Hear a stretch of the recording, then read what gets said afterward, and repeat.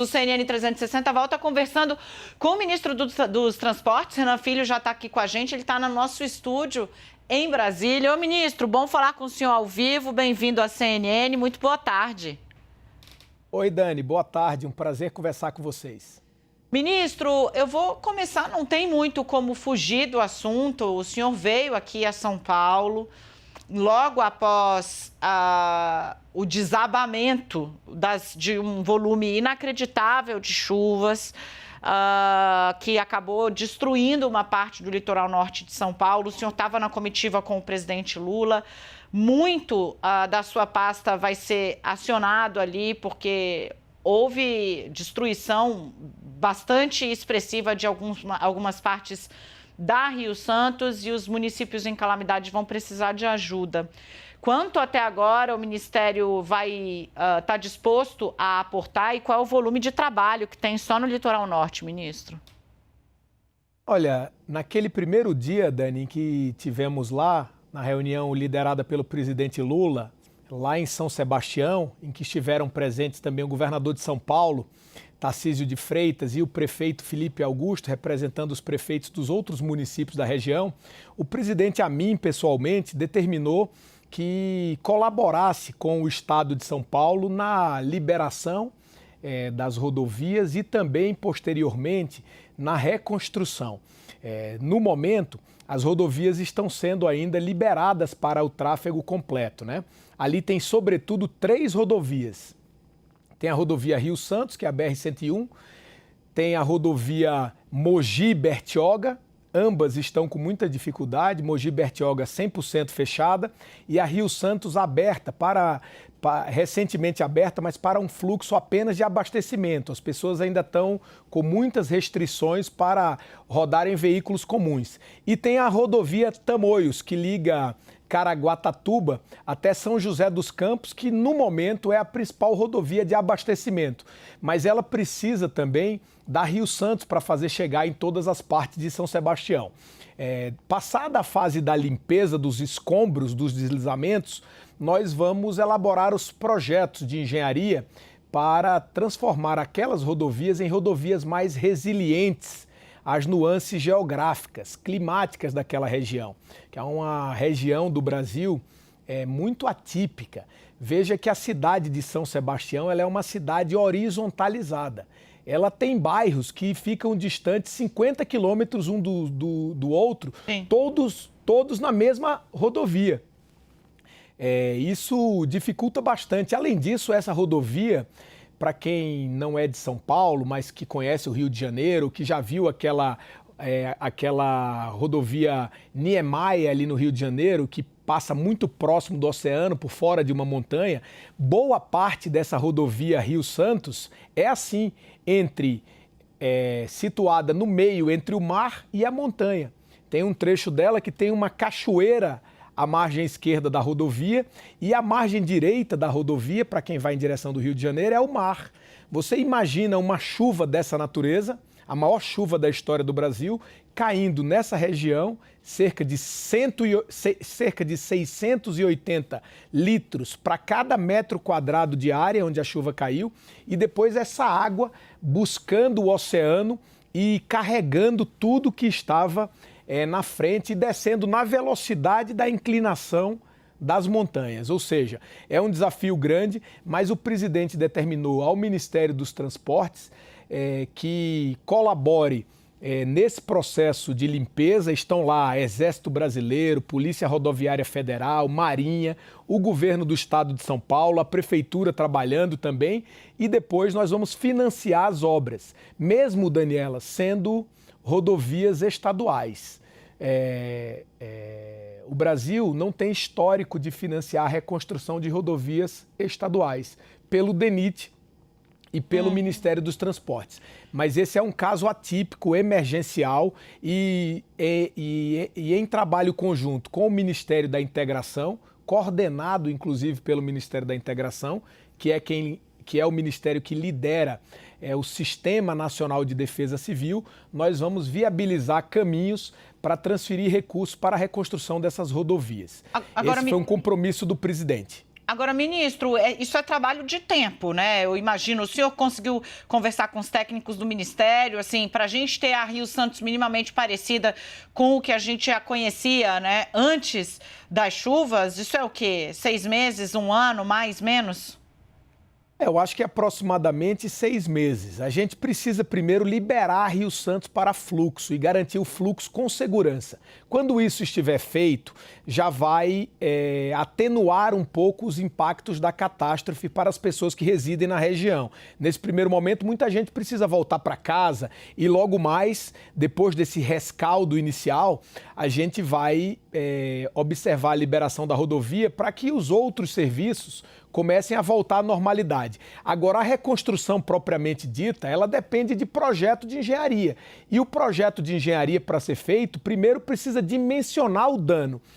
Até o momento, sequer conseguimos dimensionar o dano porque não teve nem como ser removido na totalidade os escombros dos desabamentos das encostas. Então, nos próximos dias nós teremos isso, teremos primeiro um prazo para projeto e depois uma contratação emergencial, depois a própria execução da obra.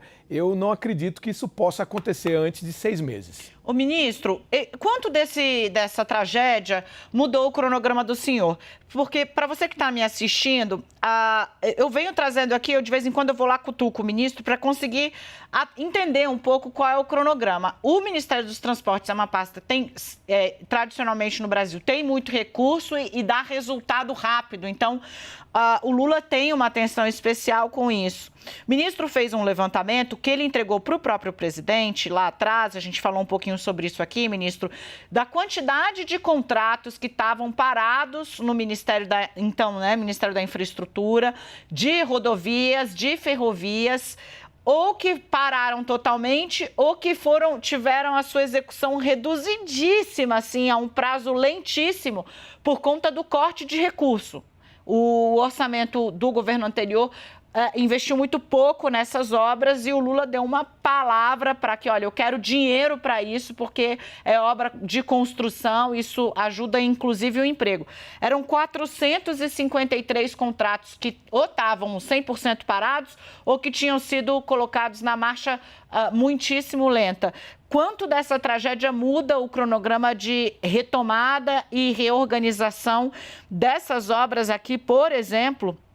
Só no estado do senhor tinham 5 que estavam parados, mas Minas Gerais 38 e Rio Grande do Sul 42. Ou seja, tem muito projeto que estava devagar, quase parando, ia retomar. Dá para garantir ainda a retomada desses contratos ou não? Certamente nós vamos garantir a retomada dos contratos. O desastre não afeta o andamento das outras obras. O Brasil vai ter condição de atender às necessidades do Estado de São Paulo e botar para andar os outros contratos. Como você falou, Dani, quando o presidente Lula venceu as eleições, mesmo antes de assumir, ele conseguiu aprovar a PEC da transição. A PEC da transição garantiu recursos para o Ministério dos Transportes. Esse ano, só em 2023, nós vamos investir mais recursos do que o governo Bolsonaro nos 4 anos do governo dele. Isso significa mais investimento, significa mais emprego, significa mais competitividade para a nossa economia e significa mais condições para o Brasil se desenvolver.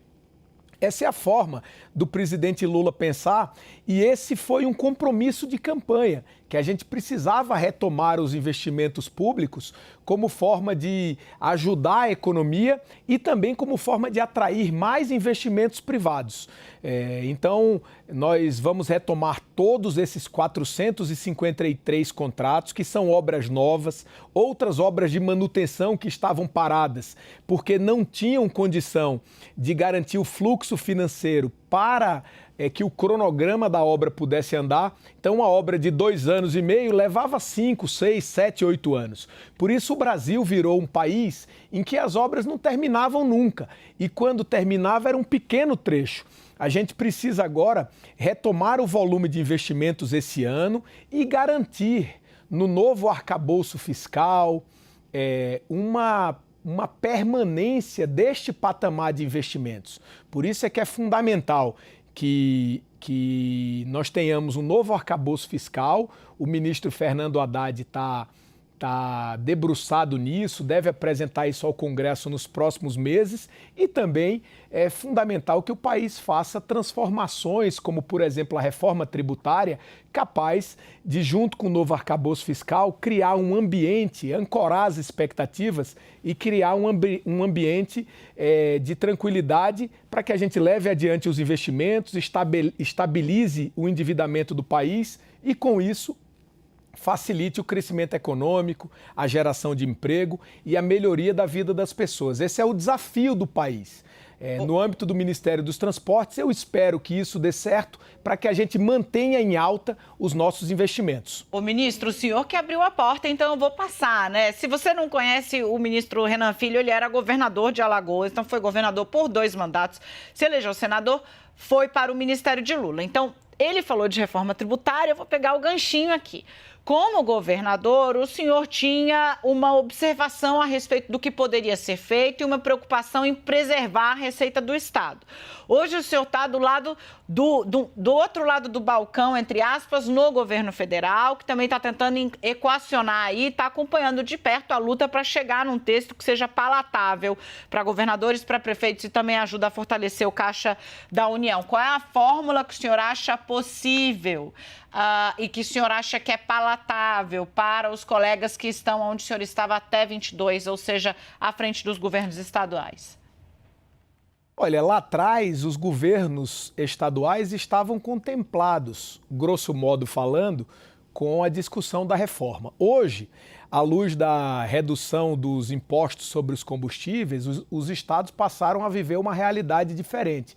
É muito importante que o governo federal discuta com os governos estaduais um caminho que seja sustentável para os dois lados. Eu continuo defendendo a sustentabilidade dos estados e defendo também que o governo federal faça uma reforma tributária que permita o Brasil ganhar racionalidade no que concerne a cobrar impostos. O Brasil tem um emaranhado tributário que atrapalha o desempenho da nossa economia. As pessoas não sabem direito quantos impostos pagam. Os empresários também não conhecem. Até às vezes quem é especialista tem dificuldade. Os investidores internacionais nunca conseguem compreender o nosso sistema tributário. Então, obviamente, isso atrapalha o desenvolvimento do país. Nós precisamos simplificar a tributação do Brasil. Precisamos também transformar a reforma, com a reforma, garantir cobrar mais impostos de quem pode pagar mais e cobrar menos dos mais pobres. No Brasil é o contrário, o mais pobre paga mais imposto do que o mais rico. Isso não tem qualquer sentido.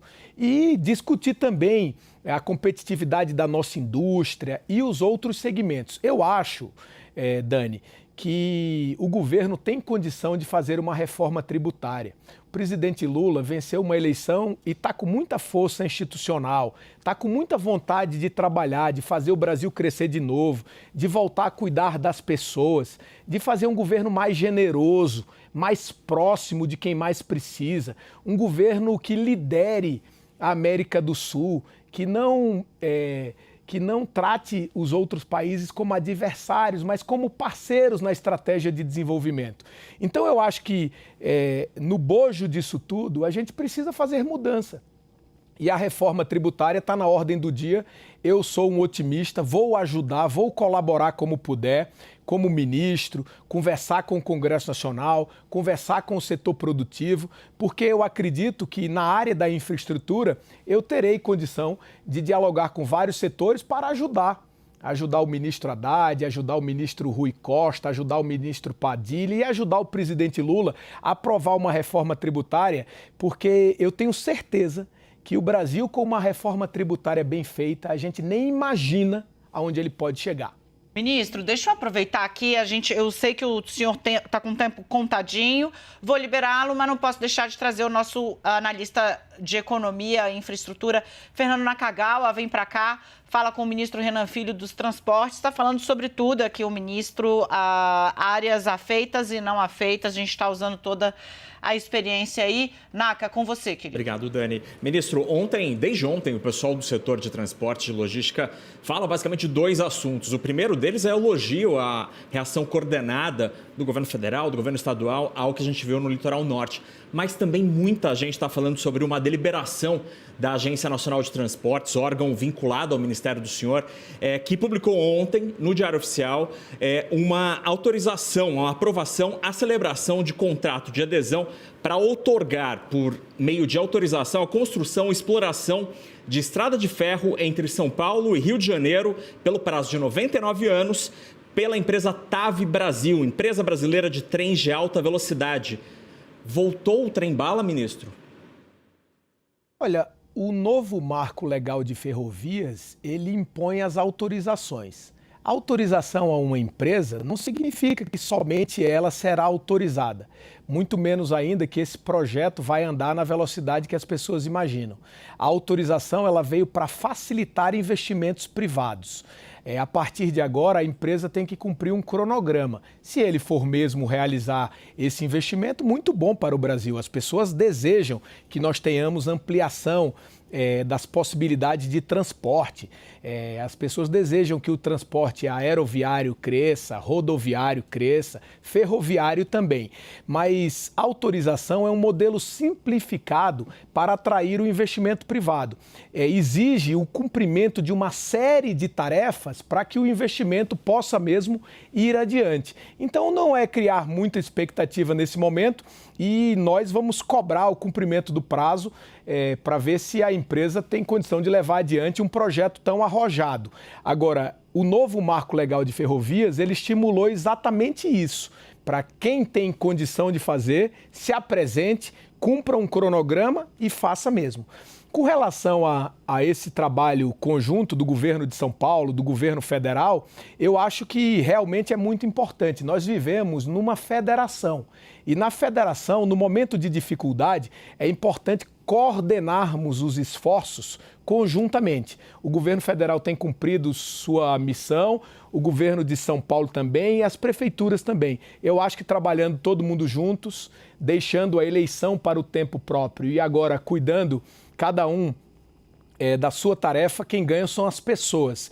E o ideal era que todos os desastres no país fossem enfrentados assim. E todas as tarefas também, mesmo que mais corriqueiras, fossem enfrentadas assim. Mas o que a gente observa com a atitude do presidente Lula é uma grande mudança. Uma mudança para melhor na maneira que o país vinha sendo conduzido anteriormente. Bom, o que o ministro está querendo dizer em bom português é as empresas vão ter que mostrar se tem bala para manter o projeto de pé. Mais ou menos é isso que vai acontecer agora. A gente vai ficar em cima do lance. Ministro, me despeço do senhor agradecendo a presença, deixando as portas abertas. Tem muito projeto para andar e a gente vai ficar em cima